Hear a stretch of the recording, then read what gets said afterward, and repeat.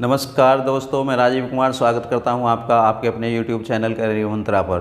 दोस्तों, पिछले वीडियो में हमने रैंकिंग व्यवस्था देखी थी। आज रीजनिंग का हम दूसरा चैप्टर शुरू करने जा रहे हैं जिसका नाम है कैलेंडर। तो कैलेंडर की दोस्तों हम ऐसी ट्रिक लेकर आए हैं जिसके लिए आपको कोई कोड याद नहीं करना है।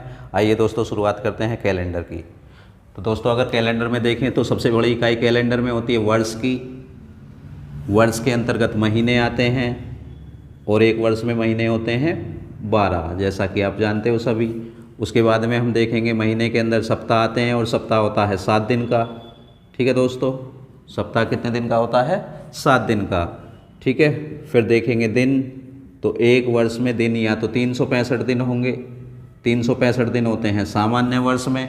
अगर लीप वर्ष लें तो लीप वर्ष में कुल दिनों की संख्या होती है 366। ठीक है दोस्तों, इसका कारण क्या है? जैसा कि दोस्तों आप जानते हो कि पृथ्वी सूर्य के चारों तरफ जब चक्कर लगाती है तो एक चक्कर को पूरा करने में लगभग 365 दिन और 6 घंटे का समय लेती है। तो इस प्रकार ये 6 घंटे 4 साल में जुड़कर पूरे 24 घंटे हो जाते हैं, जिससे एक दिन अतिरिक्त हो जाता है और इस अतिरिक्त दिन को लेते हैं हम फरवरी में। ठीक है दोस्तों, तो प्रत्येक 4 वर्ष के पश्चात लीप ईयर आता है और उस लीप ईयर में फरवरी होती है 29 दिन की। ठीक है दोस्तों, तो सबसे पहले हम बात करते हैं सामान्य वर्ष की। तो सामान्य वर्ष को अगर हम देखें तो इसमें कुल 365 दिन होते हैं और एक सप्ताह होता है 7 दिन का। तो इस प्रकार अगर हम 365 को 7 से भाग देंगे तो 7 पंजे 35, हासिल का 1 हो गया 15, 7 दूनी 14। तो 52 बार पूरा कटा, अर्थात 52 सप्ताह। और आगे दिन बचा कितना? 1। तो सामान्य वर्ष में कुल मिलाकर 52 सप्ताह और 1 दिन का समय होता है। ठीक है दोस्तों, इसी प्रकार लीप वर्ष का देख लेते हैं एक बार।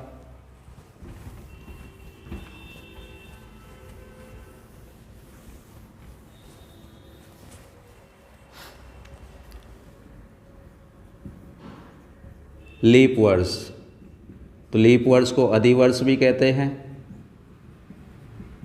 और लीप वर्ष में टोटल दिन होते हैं 366। इन दिनों को अगर हम सप्ताह से भाग दें अर्थात 7 से भाग दें तो 7 पंजे 35, हासिल का 1, 16 हो जाएगा, 7 दूनी 14। तो इस प्रकार 52 सप्ताह और आगे दिन बचेंगे 2। तो 52 सप्ताह और 2 दिन अतिरिक्त होते हैं किसमें? लीप वर्ष में। ठीक है दोस्तों, आगे बढ़ते हैं। अब हम शताब्दी वर्षों के बारे में देखेंगे।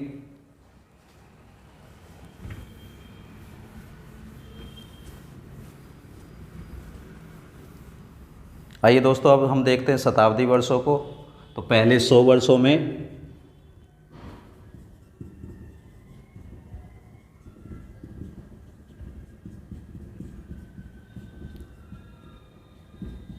अतिरिक्त दिन होते हैं 5।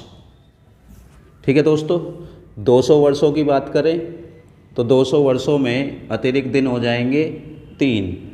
वहीं अगर हम 300 वर्षों की बात करें तो 300 वर्षों में अतिरिक्त दिन हो जाएंगे आपके 1।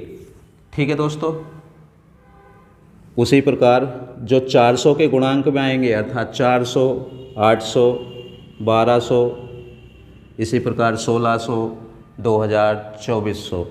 तो 400 के गुणांक में आने वाले वर्षों में अतिरिक्त दिन होता है 0।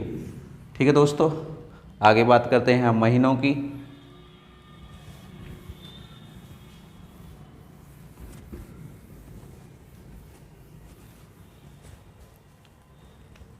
तो सबसे पहले देखते हैं जनवरी को। जैसा कि आप जानते हो जनवरी होती है कुल 31 दिन की।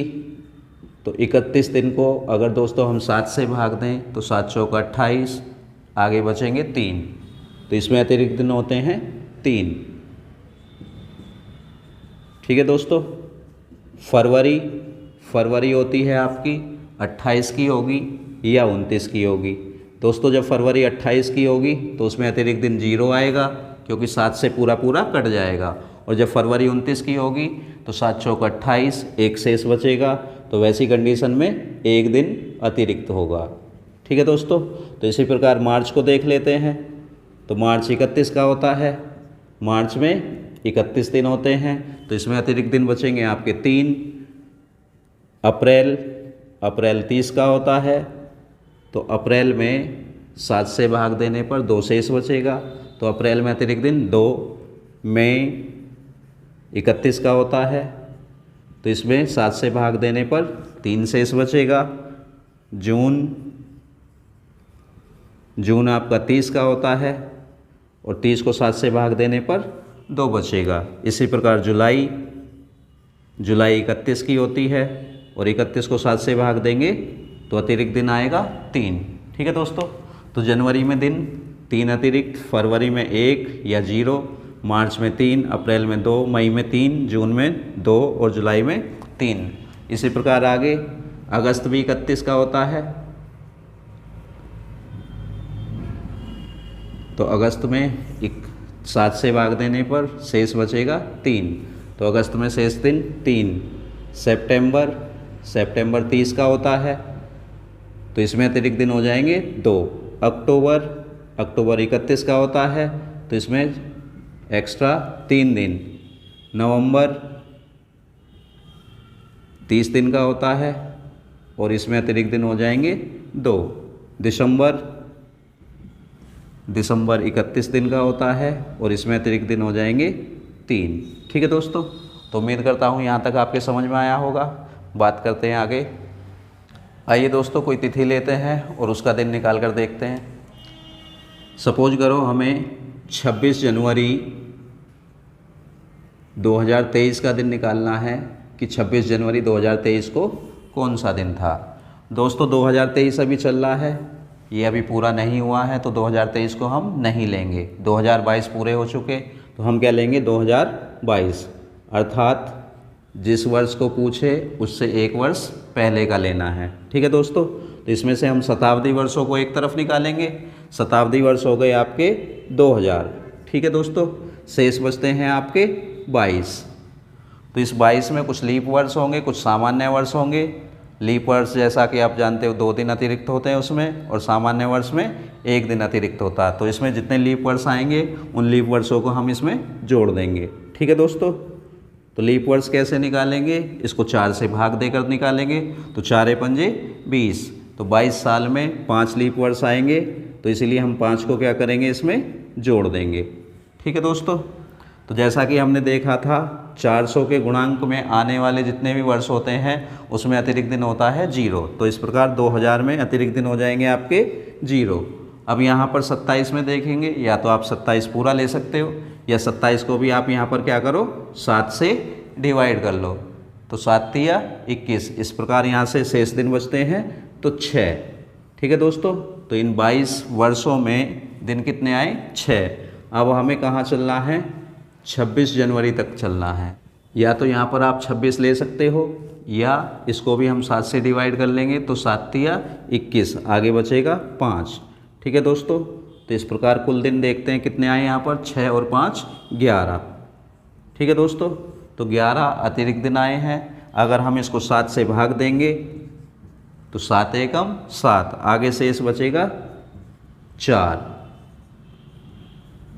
तो सोमवार से शुरू करते हुए चौथा दिन जो आएगा वही आपका होगा 26 जनवरी 2023। ठीक है दोस्तों, तो सोमवार को पहला दिन होता है, मंगलवार को दूसरा, बुधवार को तीसरा और बृहस्पतिवार को चौथा। तो इस प्रकार 26 जनवरी 2023 को क्या दिन था बृहस्पतिवार, अर्थात सोमवार से चौथा दिन।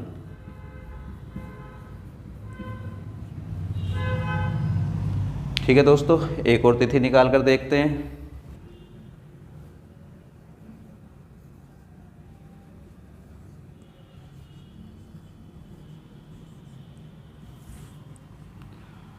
तो अगली तिथि निकालते हैं दोस्तों हम 15 अगस्त 2024 को क्या दिन होगा।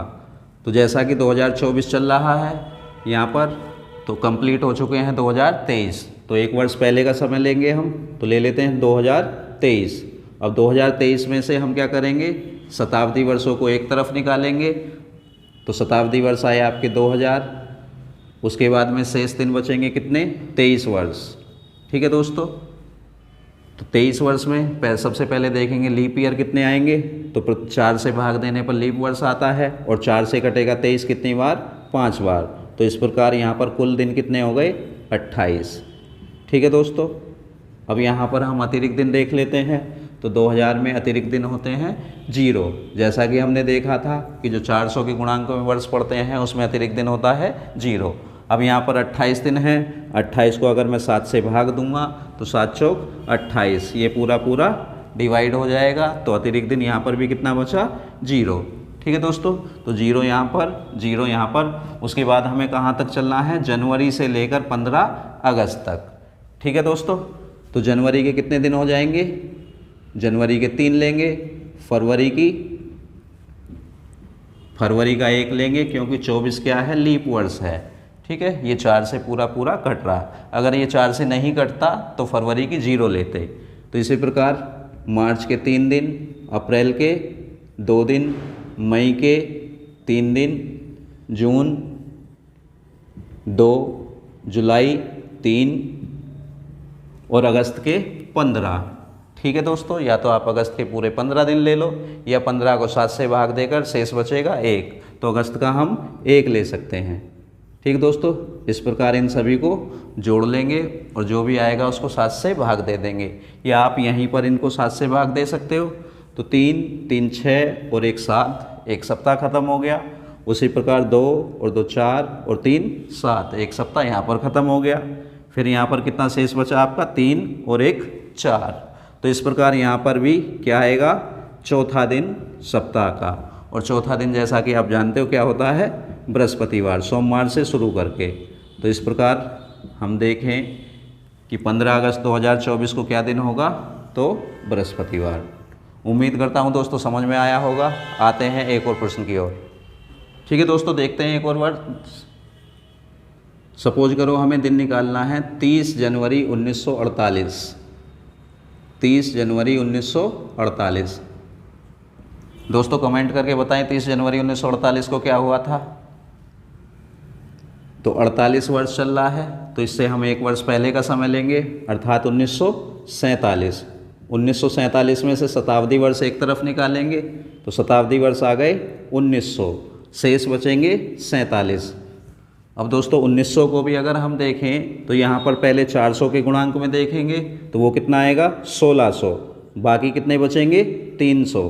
तो 1600 में अतिरिक्त दिन होता है कितना, 0, क्योंकि हर 400 के गुणांक में जितने भी वर्ष आते हैं उसमें अतिरिक्त दिन 0। और 300 वर्षों में अतिरिक्त दिन देखा था हमने 1, तो 300 वर्षों में 1। ठीक है दोस्तों, अब यहाँ पर आते हैं तो यहाँ पर सबसे पहले लीप वर्ष देखेंगे। लीप वर्ष कैसे निकालते हैं, 4 से भाग देकर।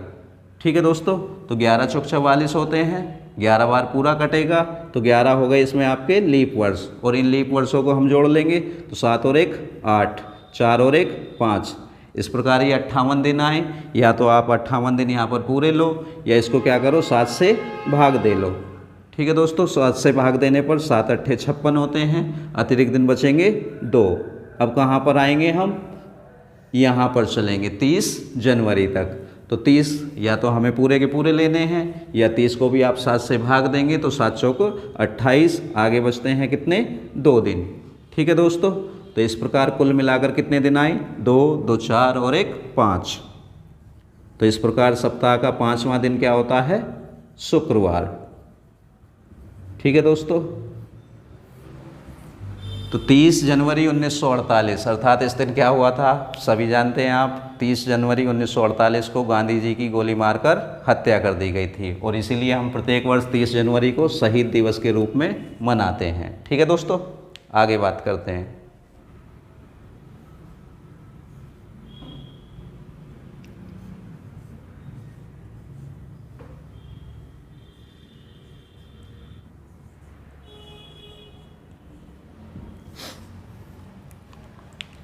ठीक है दोस्तों, अगली तिथि हमें निकालनी है 26 नवंबर 1949। कमेंट करके बताएं क्या हुआ था इस दिन। तो जैसा कि ये क्या है 1949, इससे 1 वर्ष पहला लेंगे अर्थात हम क्या लेंगे 1948। ठीक है दोस्तों, तो यहाँ से शताब्दी वर्षों को एक तरफ लेंगे अर्थात 1900, शेष एक तरफ अर्थात 48। अब यहाँ से भी 400 के गुणांक में जो आएंगे उनको एक तरफ लेंगे तो वो आएंगे आपके 1600, शेष बचा 300। तो इस प्रकार 1600 में अतिरिक्त दिन 0, क्योंकि 400 के गुणांक में आने वाले में हम 0 लेते हैं।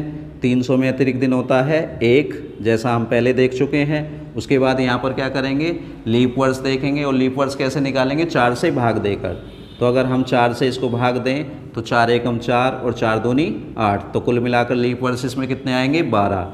जितने लीप वर्ष पड़ते हैं उन लीप वर्षों को इसमें जोड़ लेते हैं, तो 8 और 2 10 की 0, हासिल का 1, 1 और 1 2, 2 और 4 6।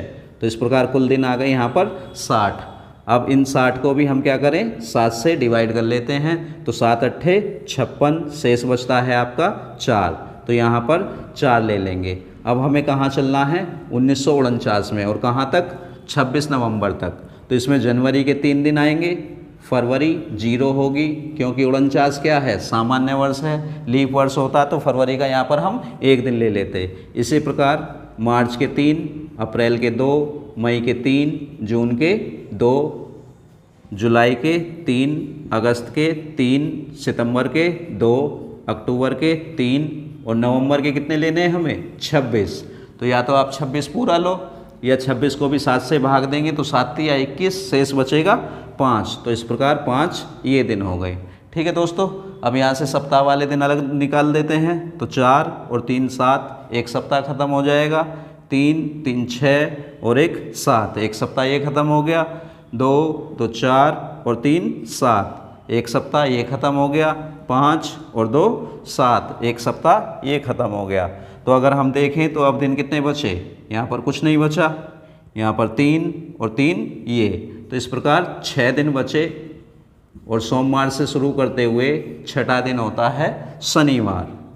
ठीक है दोस्तों, तो इस प्रकार 26 नवंबर 1949 को क्या आया शनिवार। जैसा कि आप जानते हो 26 नवंबर 1949 को क्या हुआ था, संविधान बनकर तैयार हुआ था। इसके निर्माण में कितना समय लगा, 2 वर्ष 11 महीने 18 दिन। ठीक है दोस्तों, और इसी दिन हम क्या मनाते हैं, संविधान दिवस के रूप में मनाते हैं। ठीक है दोस्तों, तो उम्मीद करता हूँ ये वीडियो आपको पसंद आई होगी। अगर दोस्तों ये वीडियो आपको पसंद आई और आगे भी आप वीडियो देखना चाहते हैं तो प्लीज़ लाइक करें, शेयर करें और सब्सक्राइब करें। Thank you. मिलते हैं दोस्तों अगले वीडियो में।